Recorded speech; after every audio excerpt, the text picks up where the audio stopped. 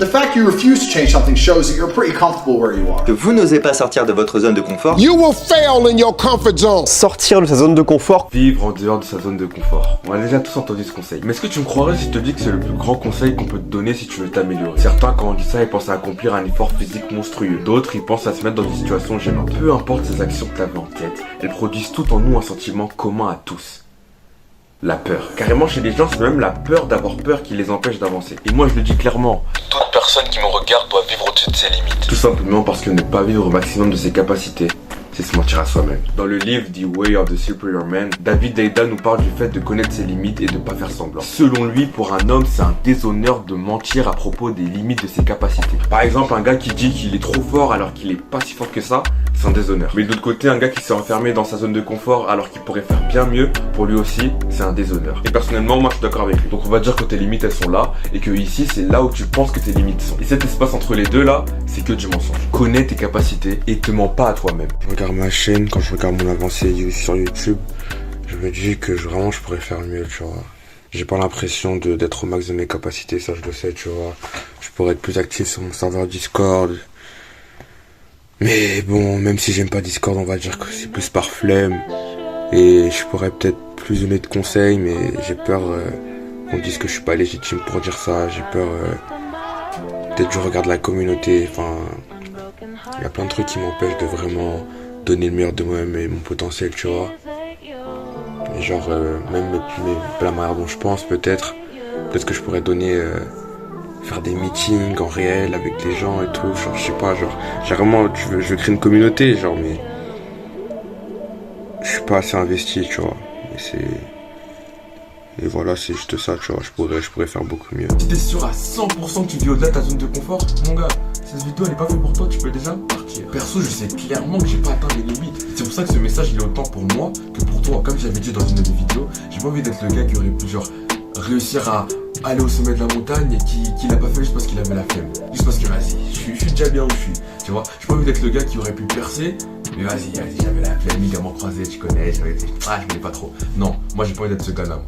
C'est mort. Mais tout cet élan de motivation, il soulève une question assez pertinente. Pourquoi on devrait tous vivre au-delà de nos limites? Pourquoi chercher la rêve de plus quand j'ai déjà accompli ce que je devais faire finalement? Pourquoi chercher l'excellence quand je suis déjà bien avec les résultats que j'obtiens à 40% de mes capacités? Tout simplement parce que pour s'améliorer, sortir de sa zone de confort, c'est la seule solution. S'améliorer, c'est changer d'état. C'est passer de la version actuelle à une meilleure version. Et pour provoquer cette transformation, on doit d'abord générer de nouvelles pensées, développer de nouvelles idées et puis faire de ces idées des réalités. C'est l'accomplissement de ces choses qui nous permettent de nous améliorer. Sauf que pour générer ces idées, tu vas devoir sortir de ta zone de confort. Tu sors de ta zone de confort, ce qui te pousse à prendre de nouvelles compétences pour survivre. Lorsque ces skills sont appris, lorsque tes idées sont devenues réalité, tu gagnes l'expérience qui te permet de survivre dans cette nouvelle zone. La plupart des gens, ils vont dans l'inconnu, ils s'habituent à ce nouveau monde, ils en font leur nouvelle zone de confort, obtiennent quelques résultats, mais ensuite arrête le processus. Ils reproduisent plus ce schéma. C'est à cause de ça que tu fais du surplace et c'est aussi à cause de ça que tu te retrouves toujours à aller vers la gratification instantanée. Quand je demande aux gens ce qui les pousse à aller sur TikTok, la réponse est souvent celle-là. Bah, parce que je m'ennuie en fait. Et ça, c'est parce qu'ils sortent pas de leur ZDC. Le sentiment de peut-être faire un progrès,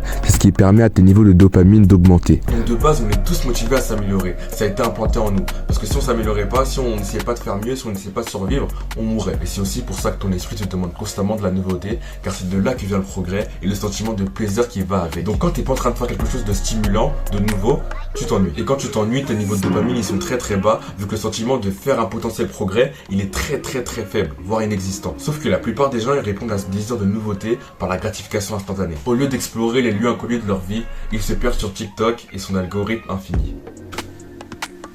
Oh my god, bro, like, oh, I'm too good for that, bro, like, oh my god, what you talking about, bro?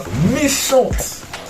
Non, cette phrase-là, méchant. Un changement, il n'arrive pas comme ça. T'es obligé de te mettre dans des conditions où ce changement, il est forcé. Il est forcé pourquoi? Parce que si tu changes pas, tu meurs. Maintenant qu'on a tous capté ça, pour sortir de sa zone de confort, on a deux solutions. La première, c'est la version bourrin. C'est quelque chose que j'ai lu dans le livre de Danko, qui s'appelle le stress tactique. C'est la décision volontaire de te mettre dans une situation où deux choix s'opposent à toi. Réussir ou mourir. Bien évidemment, en sachant que tu as les capacités de réaliser ce que tu souhaites. Par exemple, moi, quand je serai plus grand, je me forcerai à louer un appartement qui sera genre 2 fois plus cher que ce que je peux me permettre pour faire marcher mon business. Dans cette situation-là, mon gars, j'ai pas de choix. C'est soit je réussis, soit je meurs, soit je suis à la rue. Si après les cours, on se presse pas pour faire tout ce qu'on a envie de faire, c'est mort, tu vois, parce qu'on n'a pas assez de temps. Donc en soi, on est déjà dans un état de stress tactique. Et ce concept-là, il peut vraiment s'appliquer partout. Alors sois créatif dans quelle situation tu peux te mettre afin de ne plus avoir le choix que de faire ce que tu dois faire. La seconde méthode, c'est juste de vivre ce lifestyle. Vivre chaque jour dans l'optique de dépasser tes limites. Dans la sphère de la musculation, il y a un concept qui s'appelle la surcharge progressive. C'est le fait d'augmenter le poids des charges qu'on soulève au fur et à mesure de nos progressions. Et ça illustre exactement ce que ça signifie de vivre au-delà de sa zone de confort. Tu explores, tu t'adaptes et ensuite tu t'améliores. Tu commences à soulever un poids que tu n'as jamais porté.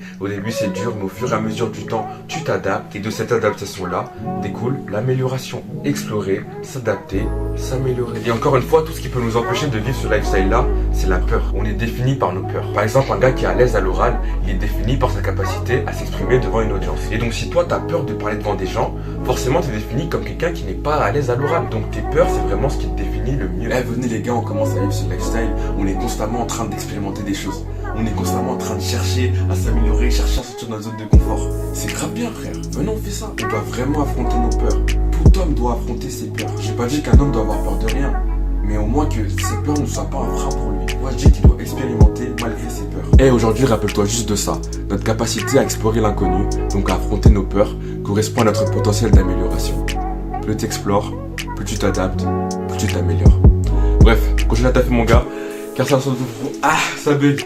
Car c'est l'instant de ton front que tu verras ton pain. Alors.